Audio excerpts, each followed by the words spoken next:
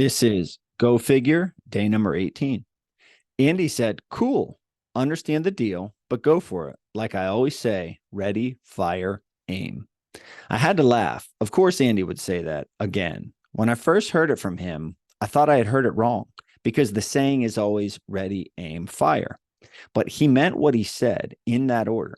He was telling me to not get stuck, to keep moving. It was another good reminder. Then I asked my kids Then I asked my kids what they thought about their dad becoming an action figure. Lesson on the left.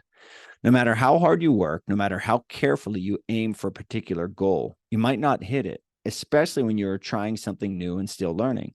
But that is never a reason to give up. Missing a goal can make you hesitate to try again or get stuck preparing. Don't do that. Get ready and just go again. Learn and go again and again. Just keep going. In 2 words, this idea is fail faster. That will help you learn faster and succeed faster. It's one of the great secrets of life. So Andy is a real person in my life. He is my financial advisor. He is a great friend and a mentor. Zerby is a real person. Dred is a real person. These are examples of fact being mixed in with fiction.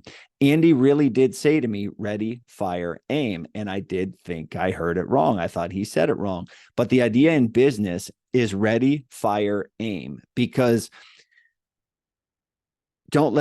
so there's a lot of different ways to say it, but when you're trying to create something, you can get stuck on, or you can keep yourself busy doing the things that are safe. Ready, fire, aim does not mean go from being a Spanish teacher to fighting Anthony Johnson in the UFC, who is one of the biggest, strongest, scariest guys, the biggest, strongest, scariest guy ever fought.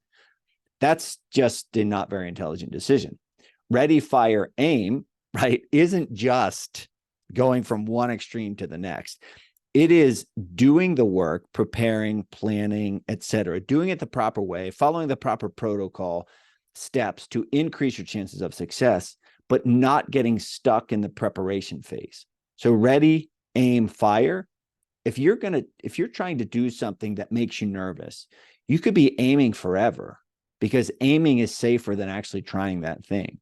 Whereas ready, fire, aim means get ready, do the work, prepare. Don't make silly choices. Don't make silly decisions. Don't make dangerous choices and decisions. But get ready, prepare, do the things, control the things that you can control, learn, and then accept the chance that, hey, I might fail. I might lose. I might get knocked down. This might not go great for me. Once you're able to do that and understand that if you fail, if you lose, it turns out worse than you thought it would, that doesn't make you a loser. Doesn't make you terrible. That's how it's done. That's how every great company, I'm wearing Under Armour right now. I don't know their origin story, but I know Nike's origin story. Nike's origin story is they had to overcome so many odds and so many failures and so many setbacks and just keep going. This idea, just keep going, that is an actual sentence that I learned and imprinted in my brain from the book Shoe Dog, which talks about Nike's origin story by its creator, Phil Knight. So this idea of ready, fire, aim, do the thing, prepare, learn, do your best, do it the right way, practice discipline, practice consistency, show up, do the hard work, and then do the thing. And then rest easy knowing that even the best fall short, even the best fail.